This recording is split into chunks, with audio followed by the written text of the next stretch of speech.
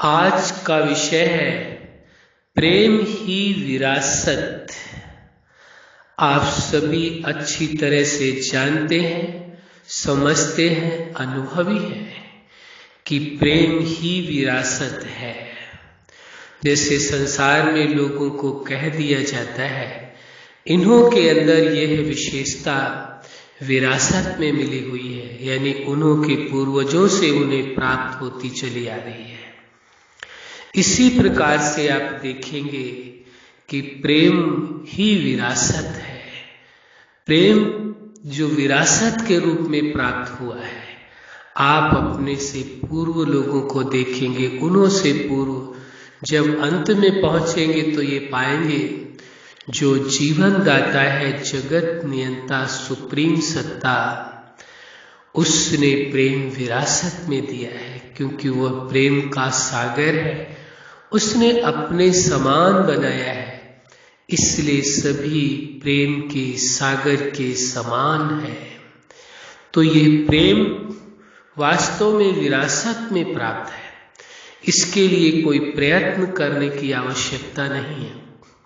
किसी भी प्रकार का मेडिटेशन, ध्यान प्रेम के लिए आवश्यक नहीं है, बल्कि प्रेम के साथ ही, प्रेम के द्वारा ही ध्यान, योग या मेडिटेशन किया जाता है। प्रेम के बिना तो न ध्यान हो सकता है, न योग हो सकता है, न ही मेडिटेशन हो सकता है।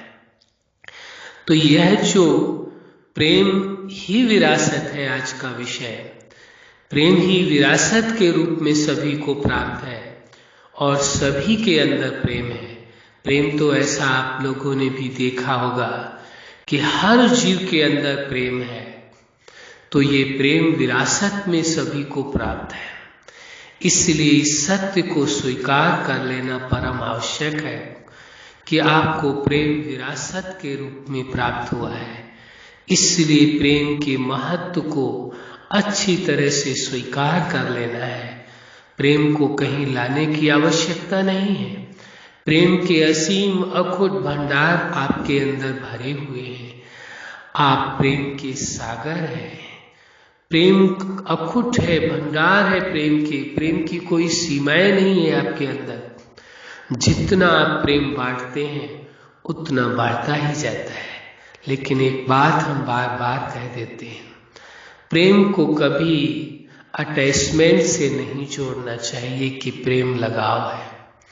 यह प्रेम से जो लोगों के मन में प्रेम पैदा होता है, किसी के भी लिए, चाहे स्वयं के लिए हो, चाहे प्रकृति के लिए हो, चाहे जीवन दाता के लिए हो, चाहे मानवता के लिए हो, किसी के प्रति भी प्रेम पैदा होता है तो वहाँ आसक्ति हो या लगाव हो या वासनाएं हो, नहीं। प्रेम अलग है, वासनाएं अलग है, आसक्ति अलग है, लगाव अलग है। लगाव को कभी भी प्रेम नहीं कहना चाहिए, आसक्ति को प्रेम नहीं। ऐसा कह देने से प्रेम का नाम बदनाम होता है। प्रेम के ऊपर इतने आरोप लग जाते हैं कि प्रेम वास्तव में ऐसा है नहीं। आप विचार करके देखें, प्रेम तो माँ बाप, भाई बहन सभी करते हैं। प्रेम तो मनुष्य पूरी मानवता से करता है। प्रेम तो उस जीवन दाता से करता है। जीवन दाता जो जगत नियंता, जो परम पावन है, उसे भी प्रेम पसंद है। तो फिर प्रेम को इस प्रकार से यदि वासनाओं के साथ, आसक्तियों के साथ, लगाव के साथ जोड़ दिया जाएगा तो फिर प्रेम का जो महत्व है वो समाप्त हो जाएगा। प्रेम का अस्तित्व ही मिट जाएगा। इसलिए प्रेम को केवल प्रेम ही रहने दें। उसे वासनाओं के साथ, आसक्ति के साथ, लगाव के साथ जोड़कर प्रेम के अस्तित्व को न मिटाएं। इस सत्यता को स्वीकार कर लेना आवश्यक है ताकि भ्रम दूर हो जाए कि प्रेम और वासना एक है। या प्रेम होगा तो वहाँ वासनाएं जन्म लेंगी, प्रेम होगा तो कामनाएं जन्म ले लेंगी, प्रेम होगा तो लगाव जन्म ले लेगा।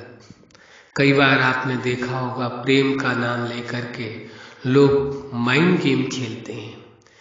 या इमोशनल ब्लैकमेल करने की कोशिश करते हैं, वो प्रेम नहीं है। प्रेम का बहुत ही दुरुपयोग है। यदि ऐसा कोई करता है तो वास्तव में प्रेम का दुरुपयोग है।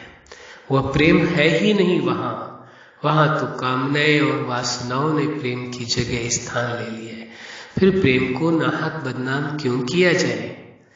इस सत्य को स्वीकार कर लेना होगा। जब यह भ्रम दूर हो जाए तो समझिए कि आपने प्रेम की सत्यता को स्वीकार कर लिया है। अब प्रेम आपके लिए बहुत ही परम पावन और चेतना की वास्तविकता हो गई है। तभी तो कहा गया है आज का विषय कि प्रेम ही विरासत, प्रेम ही विरासत है आपकी, जो आपको विरासत में प्राप्त हुई है। कोई आपने प्रेम अपने अंदर पैदा नहीं किया है। प्रेम तो विरासत में आपको प्राप्त है। आपसे पूर्व जो लोग हुए वो लोग भी प्रेम करते थे, उनसे भी पूर्व, उनसे पूर्व सभी लोग। तो जो चीज विरासत में मिली है वो गलत कैसे हो सकती है? इसलिए इस सत्यता को स्वीकार कर लेना है। तो इतनी बड़ी उपलब्धि जिसके लिए कि आपको बिना मेहनत किए हुए आपको विरासत में प्राप्त है और असीम है, कोई सीमाएं नहीं है उसकी। लेकिन बहुत कुछ किसी के पास हो पर उसका वह उपयोग ना करे तो उसका कहाँ से सुख मिलेगा? इसलिए आवश्यक हो जाता है जो कुछ आपके पास है उसका आप सुख लें, उसका आप आनंद लें। और वो तभी संभव है जब उसका आप सही उपयोग करेंगे, दुरुपयोग नहीं, उपयोग करेंगे। जब आप प्रेम को अपने जीवन में अनुभव करेंगे, अपने आप से प्रेम करना माना अपनी सोच, अपने विचार, अपनी भावनाएं, अपने निर्णय, इनसे प्रेम करना और आपका जो लक्ष्य हो, उद्देश्य हो, जो गोल हो, उससे प्रेम करना। इसी प्रकार फिर देखेंगे आप फैमिली लाइफ में परिवार से प्रेम करना, स्टूडेंट लाइफ अपने शिक्षा से, एजुकेशन से प्रेम करना, प्रोफेशनल लाइफ अपने प्रोफेशन से प्रेम करना, मैरिज लाइफ का मतलब नहीं है यह कि दो व्यक्तियों के बीच संबंध, बल्कि दो परिवारों के बीच संबंध जुड़ता है, उनसे, दोनों परिवारों से प्रेम करना। सोशल लाइफ समाज से प्रेम करना, स्पिरिचुअल लाइफ स्पिरिचुअल लोगों से, और साथ साथ स्पिरिचुअल में तो पूरे ब्रह्मांड से प्रेम का विषय आता है और ब्रह्मांड का जो रचयिता है उससे प्रेम करने की बात है।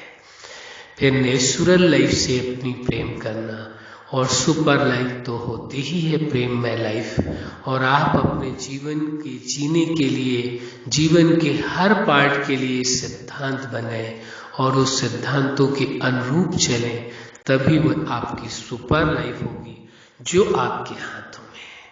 तो ये विरासत में आपको प्रेम प्राप्त है। प्रेम कोई आरोपित नहीं है, प्रेम कोई ऐसा नहीं कि आपने अपने अंदर से जन्म दिया है प्रेम को। प्रेम तो जन्मजात आपके पास है, विरासत में मिला हुआ है। इसलिए उसे जितना प्रयोग करेंगे वह समाप्त नहीं होगा और ही बढ़ता जाएगा। अच्छा, आप अपने जीवन के हर लक्ष्य में सफल रहें। आज का विषय है प्रेम की विरासत। प्रेम विरासत में प्राप्त हुआ है, इसलिए आप अपने जीवन के हर पार्ट में प्रेम में जीवन जिए, और यही हमारी हार्दिक शुभकामना है। अच्छा, धन्यवाद।